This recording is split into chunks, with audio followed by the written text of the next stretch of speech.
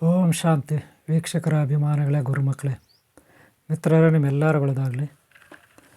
ಇವತ್ತು ನಾನು ನಿಮಗೆ ಆತ್ಮಲಿಂಗ, ಜ್ಯೋತಿರ್ಲಿಂಗ, ರೇಡಿಯಂ ಸ್ಟೋನ್ ಲಿಂಗ, ನೀವು ಆತ್ಮಲಿಂಗ ಜ್ಯೋತಿರ್ಲಿಂಗಗಳ ಬಗ್ಗೆ ಕೇಳಿದ್ದೀರ. ಅದರಲ್ಲೂ ಸನಾತನ ಧರ್ಮ, ಭಾರತ ದೇಶ, ಜ್ಯೋತಿರ್ಲಿಂಗಗಳು 12 ಜ್ಯೋತಿರ್ಲಿಂಗಗಳು, ದ್ವಾದಶ ಜ್ಯೋತಿರ್ಲಿಂಗಗಳು. ಗೊತ್ತಾಯ್ತಲ್ಲ, ಈ ದ್ವಾದಶ ಜ್ಯೋತಿರ್ಲಿಂಗಗಳು ಯಾವ ರೀತಿ ಆಗ್ತವೆ, ಇದ್ರ ಬಗ್ಗೆ ಸಾಕಷ್ಟು ನೀವು ಕಥೆಗಳನ್ನು ಕೇಳಿದ್ದೀರ. ಈ ದ್ವಾದಶ ಜ್ಯೋತಿರ್ಲಿಂಗಗಳು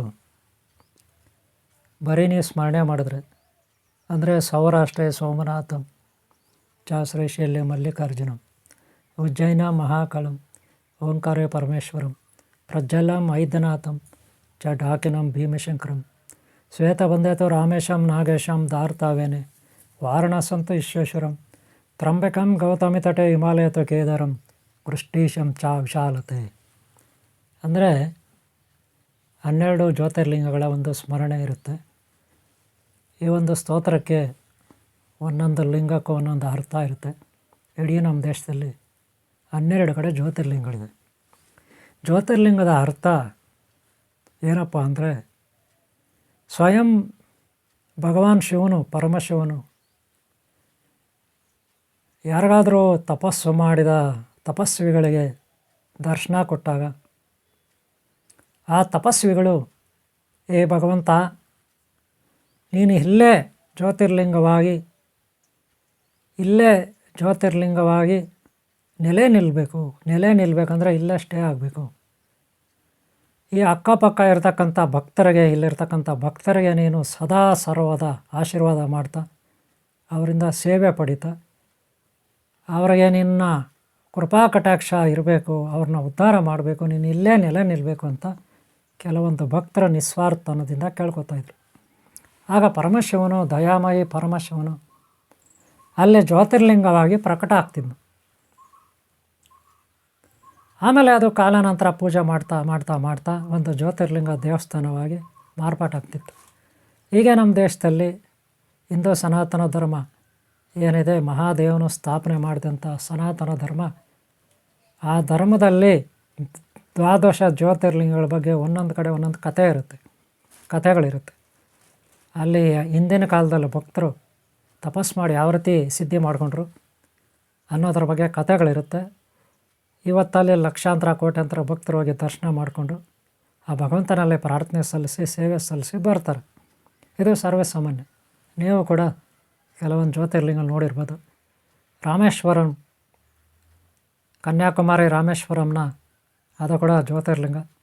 ಗುಜರಾತ್ನಲ್ಲಿ, ರಾಜಸ್ಥಾನದಲ್ಲಿ, ಈಗ ಅಮರನಾಥ ಜ್ಯೋತಿರ್ಲಿಂಗ, ಹೀಗೆ ಬೇರೆ ಬೇರೆ ಕಡೆ ಜ್ಯೋತಿರ್ಲಿಂಗಗಳಿದ್ದಾವೆ ಅಲ್ವಾ. ನಾಗೇಶ್ವರ ಜ್ಯೋತಿರ್ಲಿಂಗ, ಸೋಮೇಶ್ವರ ಜ್ಯೋತಿರ್ಲಿಂಗ, ಅಮರನಾಥ ಜ್ಯೋತಿರ್ಲಿಂಗ, ಹೀಗೆ ಬೇರೆ ಬೇರೆ ಕಡೆ. ರಾಮೇಶ್ವರ ಜ್ಯೋತಿರ್ಲಿಂಗ ಬೇರೆ ಅಲ್ವಾ. ಹಾಗೆ ಭೀಮಲಿಂಗೇಶ್ವರ ಜ್ಯೋತಿರ್ಲಿಂಗ, ಕುಸುಮೇಶ್ವರ ಜ್ಯೋತಿರ್ಲಿಂಗ, ಹೀಗೆಲ್ಲ ಓಂಕಾರೇಶ್ವರ ಜ್ಯೋತಿರ್ಲಿಂಗ, ಹೀಗೆ ಜ್ಯೋತಿರ್ಲಿಂಗಗಳು ಇರುತ್ತೆ. ಆದರೆ ಜ್ಯೋತಿರ್ಲಿಂಗ ಅಂದರೆ ಆ ಭಗವಂತನ ಒಂದು ಆತ್ಮಶಕ್ತಿ, ಪರಮಶಿವನ ಶಿವಶಕ್ತಿಯ ಒಂದು ಆತ್ಮಶಕ್ತಿ ಅಲ್ಲೊಂದು ಲಿಂಗವಾಗಿ ನೆಲೆ ನಿಲ್ಲುತ್ತೆ, ಲಿಂಗವಾಗಿ ಪರಿವರ್ತನೆ ಆಗಿ. ಅದು ಕಾಲಾನಂತರ ದೊಡ್ಡ ದೇವಸ್ಥಾನ ಆಗಿ ಇವತ್ತು ನಮ್ಮ ಪುಣ್ಯ ನಮಗೆ ಸಿಕ್ಕಿದೆ. ನಾವು ಪೂಜೆ ಮಾಡ್ತೀವಿ, ತಿಳ್ಕೊತೀವಿ. ಆ ಜ್ಯೋತಿರ್ಲಿಂಗಗಳನ್ನು, ಈ ಶ್ಲೋಕವನ್ನು ಬೆಳಗ್ಗೆ ಸಂಜೆ 2 ಸಾರಿ ನಾವು ಪಠನೆ ಮಾಡಿದ್ರೆ 7 ಜನ್ಮಗಳ ನಮ್ಮ ಪಾಪಕರ್ಮಗಳು ನಾಶ ಆಗುತ್ತೆ, ನಮಗೆ ಅಂಟಿಕೊಂಡಿರುವ ದೋಷಗಳು ನಾಶ ಆಗುತ್ತೆ. ಇದು ಶಿವಪುರಾಣದಲ್ಲಿ, ಹಾಗೆ ಸಾಕಷ್ಟು ಪುರಾಣಗಳಲ್ಲಿ ತಿಳಿಸಿರ್ತಕ್ಕಂಥ ಒಂದು ಒಳ್ಳೆಯ ಉತ್ತಮವಾದ ಮಾಹಿತಿ. ಅದಕ್ಕೆ ಈ ಶ್ಲೋಕಗಳನ್ನು ನೀವು ಯಾವಾಗೂ ಬಾಯಿಪಾಠ ಮಾಡ್ಕೋಬೇಕು. ಬೆಳಗ್ಗೆ, ಮಧ್ಯಾಹ್ನ, ಸಂಜೆ ನೀವು, ಹಾಗೆ ರಾತ್ರಿ ಇದನ್ನು ಕಷ್ಟ ಬಂದಾಗಲ್ಲ ನೀವು ಹೇಳ್ಕೋಬೇಕು. ಜ್ಯೋತಿರ್ಲಿಂಗ ಅಂದರೆ ಒಂದು ಶಿವನ ಶಕ್ತಿ, ಒಂದು ದೇವತಾ ಶಕ್ತಿ, ಒಂದು ಗುರುವಿನ ಶಕ್ತಿಯನ್ನು ನಾವು ಜ್ಯೋತಿರ್ಲಿಂಗ ಅಂತೀವಿ. ಹಾಗೆ ಇನ್ನೊಂದು ಕೆಲವು ಅಮೃತ ಶಿಲೆಗಳಿಂದ ಮಾಡಿರ್ತಾರೆ, ಅಮೃತ ಶಿಲೆಗಳಿಂದ. ಇನ್ನೂ ಕೆಲವು ಕಪ್ಪು ಕಲ್ಲರ್ ಶಿಲೆಗಳಿರ್ತವೆ, ಬೆಲೆ ಬಾಳ್ತಕ್ಕಂಥ ಶಿಲೆಗಳು. ಯಾವುದೇ ಶಿಲೆಯಿಂದ ಮಾಡಿದ್ರೂ ಅದರಲ್ಲಿ ಒಂದು ಶಕ್ತಿ ಇರುತ್ತೆ. ಅದು ಕೇವಲ 200%, 300%, 500%. ಹೀಗೆ ಆ ಒಂದು ಕಲ್ಲಿನ ಸಾಮರ್ಥ್ಯ ಏನಿರುತ್ತೆ ಅದಕ್ಕೆ ತಕ್ಕಂಗೆ ಒಂದು ಶಕ್ತಿ ಇರುತ್ತೆ. ಆದರೆ ಜ್ಯೋತಿರ್ಲಿಂಗ ಅಂದರೆ ಸಾಕ್ಷಾತ್ ಪರಮಶಿವನ ಆತ್ಮಲಿಂಗ, ಅದು ಪರಮಾತ್ಮನ ಒಂದು ಶಕ್ತಿ ಅದು. ಇನ್ನು ಉಳಿದಂಥ ಎಲ್ಲ ಕಲ್ಲುಗಳು ಮಾಮೂಲಿ ಭೌತಿಕವಾದ ಕಲ್ಲುಗಳೇ, ಎಲ್ಲ ಕಡೆ ಸಿಗುತ್ತೆ. ಅದನ್ನು ವಿಶ್ವಕರ್ಮ ಕುಲದವರು ಅದನ್ನು ಕೆತ್ತಿ ಒಂದು ರೂಪಕ್ಕೆ ತಂದು ಈ ಸಮಾಜಕ್ಕೆ ಸಮರ್ಪಣೆ ಮಾಡ್ತಾರೆ ವಿಶ್ವಕರ್ಮ ಕುಲದವರು, ಗುರುಗಳು, ಶಿಲ್ಪಿಗಳು. ಅವರ ಒಂದು ಕಷ್ಟ ಶ್ರಮದಿಂದ ನಮಗೆ ಕೆಲವೊಂದು ಲಿಂಗಗಳು ಸಿಗುತ್ತೆ, ಮೂರ್ತಿಗಳು ಸಿಗುತ್ತೆ. ಅದನ್ನು ಆಯಾ ಕ್ಷೇತ್ರಗಳ ಧರ್ಮಾಧಿಕಾರಿಗಳು ಪ್ರತಿಷ್ಠಾಪನೆ ಮಾಡಿಸ್ತಾರೆ. ಭಕ್ತರು ಅದಕ್ಕೆ ಸಹಕಾರ ನೀಡಿ ಪೂಜೆ ಮಾಡಿ ಆರಾಧಿಸ್ತಾರೆ. ಇದು ಸರ್ವೇ ಸಾಮಾನ್ಯ. ಆದರೆ ಇದು ರೇಡಿಯಂ ಕಲ್ಲು, ಇದೇನಿದು ರೇಡಿಯಂ. ಇದಕ್ಕೂ ಒಂದಷ್ಟು ಶಕ್ತಿ ಇರುತ್ತೆ, ಮೂಲತಃ ಒಂದು ಶಕ್ತಿ ಇರುತ್ತೆ. ಹಗಲೊತ್ತಲ್ಲಿ ನೋಡೋಕೆ ಇಷ್ಟೇ ಇರುತ್ತೆ, ರಾತ್ರಿ ಹೊತ್ತು ಚೆನ್ನಾಗಿ ಬೆಳಗುತ್ತೆ, ಹಗಲೊತ್ತಲ್ಲಿ ಇಷ್ಟೇ ಇರುತ್ತೆ. ಗೊತ್ತಾಯ್ತಲ್ಲ ವೀಕ್ಷಕರೇ? ಪ್ರತಿ ಕಲ್ಲುಗೂ ಬೆಲೆ ಇರ್ತದೆ ನೋಡಿ. ಇವು ಕೂಡ ಅಷ್ಟೇ ರೇಡಿಯಂ ಕಲ್ಲುಗಳು. ಲಾಸ್ಟ್ ಟೈಮ್ ನಾನು ತೋರಿಸಿದ್ದೀನಿ, ಗೊತ್ತಾಯ್ತಲ್ಲ? ಇವೆಲ್ಲ ರೇಡಿಯಂ ಕಲ್ಲುಗಳಿರುತ್ತೆ, ಗೊತ್ತಾಯ್ತಲ್ಲ? ಹಾಗೆ ಕೆಲವೊಂದು ಗಿಡಗಳು ನೋಡಿ, ಇದು ಕಲ್ಲಿನ ಗಿಡ ಇದು ಗಿಡ. ಈ ಗಿಡದ ಬಗ್ಗೆ ಹೇಳೋದಾದರೆ ಇದು ಮನೆಗಳಲ್ಲಿ ವಾಸ್ತುಗೆಲ್ಲ ಇಡ್ತಾರೆ, ಇದನ್ನು ಗಿಡನ. ಇದೊಂದು ವೃಕ್ಷ. ಇದಿದ್ದರೆ ಆಕರ್ಷಣೆ ಶಕ್ತಿ ಬರುತ್ತೆ ಅಂತ ಇಡ್ತಾರೆ. ಇದರಲ್ಲಿ ಬೇರೆ ಬೇರೆ ವೆರೈಟಿ ಬರ್ತಾವೆ. ನೀವು ಹೆಂಗೆ ಬೇಕು ಹಂಗೆ ತಯಾರು ಮಾಡ್ಕೋಬೋದು ಗಿಡನ, ಗೊತ್ತಾಯ್ತಲ್ಲ? ಈ ಒಂದು ಗಿಡ ಇರುತ್ತೆ, ನೀವು ಹೆಂಗೆ ಬೇಕು ಹಂಗೆ ತಯಾರು ಮಾಡ್ಕೋಬೋದು. ವಾಸ್ತುಗೋಸ್ಕರ ಈ ವೃಕ್ಷವನ್ನು ಇಡ್ತಾರೆ, ಗೊತ್ತಾಯ್ತಲ್ಲ? ವಾಸ್ತುಗೋಸ್ಕರ ಈ ವೃಕ್ಷವನ್ನು ಇಡ್ತಾರೆ. ನೀವು ಮನೆಗಳ ಪೂಜೆ ಮಾಡ್ಕೋಬೋದು. ಹಾಗೆ ಈ ಗಿಡಕ್ಕೆ ಕಲ್ಲುಗಳು, ನಾನು ಆಗಲೇ ತೋರಿಸಿದ್ನಲ್ಲ ಕಲ್ಲುಗಳು, ಪ್ಯಾಕೆಟ್ನಲ್ಲಿ ತೋರಿಸಿದ್ನಲ್ಲ ಕಲ್ಲುಗಳು. ಈ ಕಲ್ಲುಗಳು ನೀವು ಇಟ್ಕೊಂಡು ಅಲಂಕಾರ ಮಾಡ್ಕೋಬೋದು. ಈ ಕಲ್ಲುಗಳನ್ನು ಸಣ್ಣ ಕಲ್ಲುಗಳನ್ನು ಈ ವೃಕ್ಷಕ್ಕೆ ಅಲಂಕಾರ ಮಾಡ್ಕೊಂಡು ಪೂಜೆ ಮಾಡ್ಬೋದು. ರಾತ್ರಿ ಹೊತ್ತು ಬೆಳಗ್ತವೆ, ಅರ್ಥ ಆಯ್ತಲ್ಲ? ಹಾಗೆ ಈ ದೊಡ್ಡ ಲಿಂಗವನ್ನು ಕೂಡ ಇಲ್ಲೊಂದು ಕಡೆ ಇಟ್ಟು ನೀವು ಇದಕ್ಕೆ ಫಿಕ್ಸ್ ಮಾಡಿ, ಅಂದರೆ ಕಟ್ಬಿಟ್ಟು ನೀವು ಪೂಜೆ ಮಾಡ್ಬೋದು. ಈ ರೀತಿ ಕಟ್ಬಿಟ್ಟು ಕೂಡ ನೀವು ಪೂಜೆ ಮಾಡ್ಬೋದು. ರಾತ್ರಿ ಹೊತ್ತು ಫಳಫಳ ಅಂತ ಹೊಳೆಯುತ್ತೆ, ಓಕೆನಾ?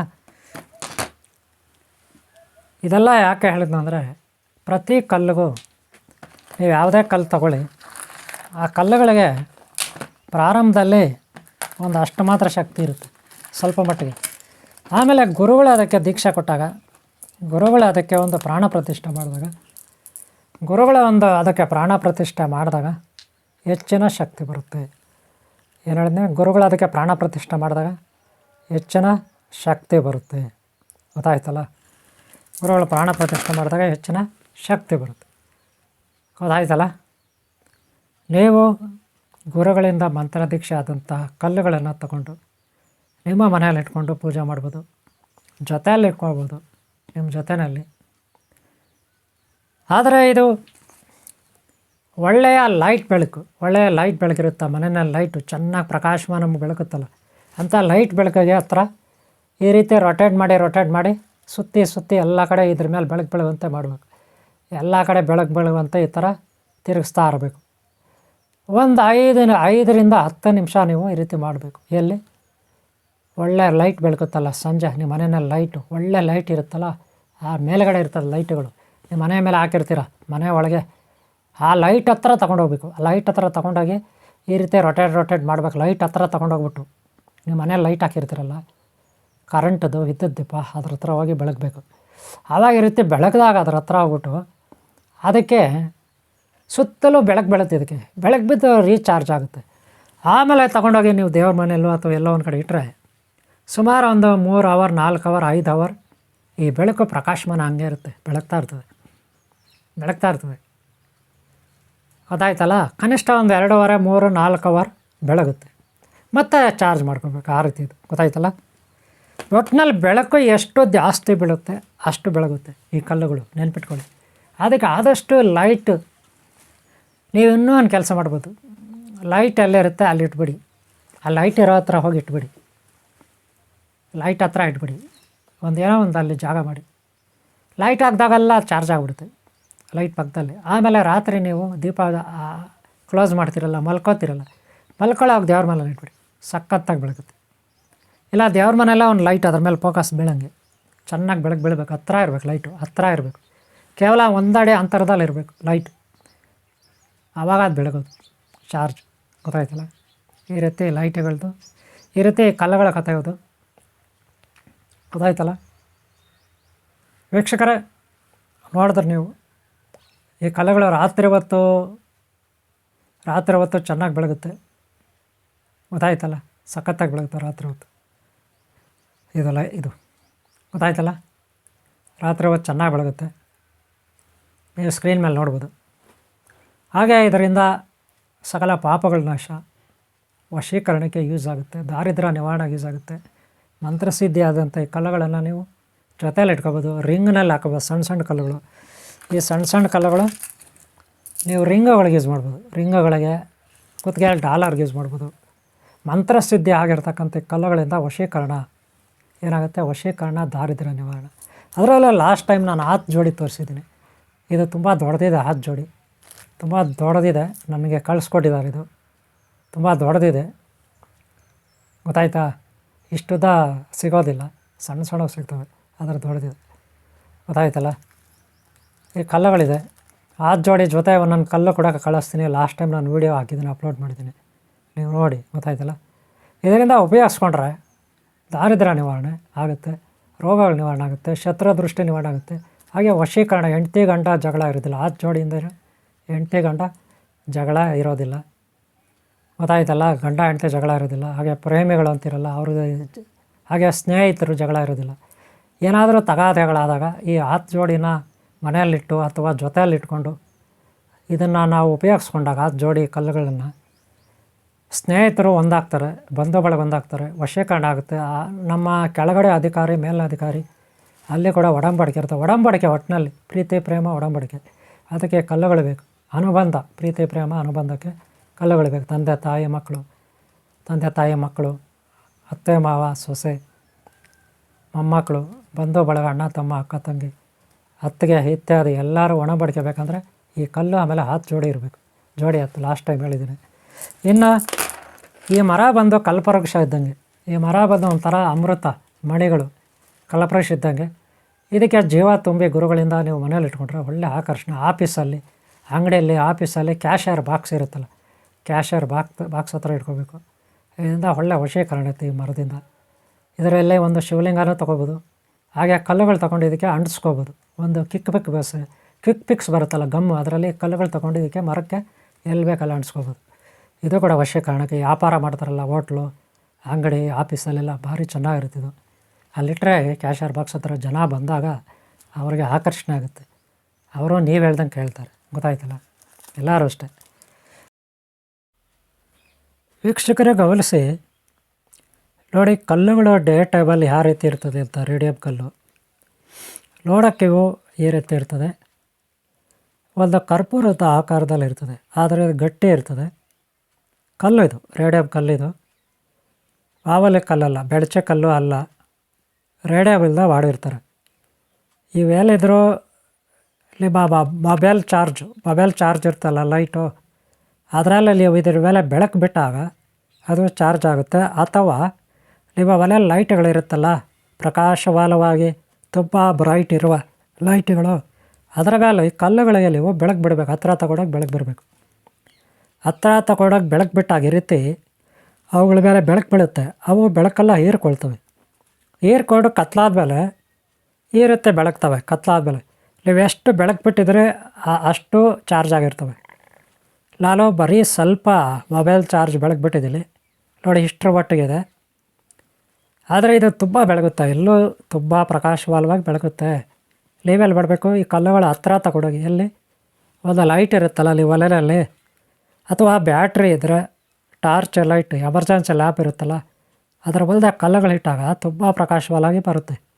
ಕತ್ಲಾದ್ರೆ ಲೈಟೆಲ್ಲ ಆಫ್ ಆದಮೇಲೆ ನೀವೆಲ್ಲ ರೆಸ್ಟ್ ತಗೊಳ್ತೀರಲ್ಲ, ಮಲ್ಕೋತೀರಲ್ಲ, ರಾತ್ರಿಯಲ್ಲಿ ಮಲ್ಕೊಂಡ್ಮೇಲೆ ಈ ರೀತಿ ಪ್ರಕಾಶಮಾನವಾಗಿರುತ್ತೆ.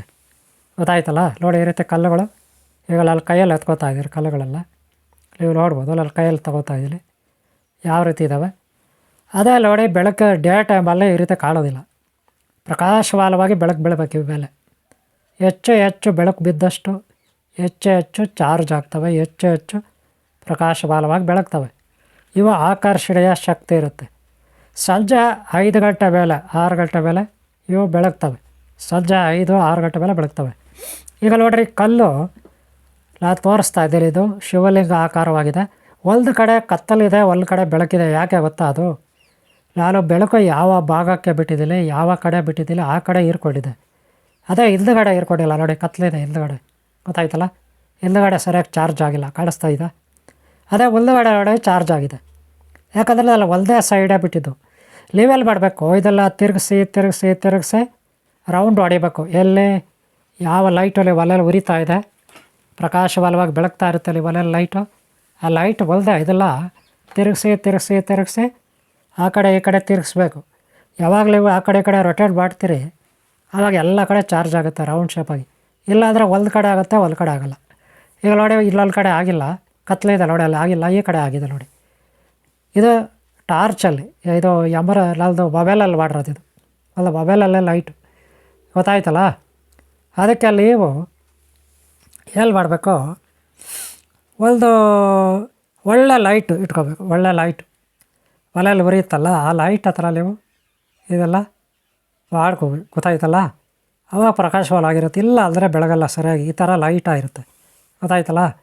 ನೋಡಿ, ಹಗಲತ್ಲಾಗಿ ಹಂಗಿರ್ತದೆ, ಹಗಲತ್ಲಾಗಿ ಹಂಗಿರುತ್ತೆ, ರಾತ್ರಿಲಾಗಿ ಇರ್ತವೆ.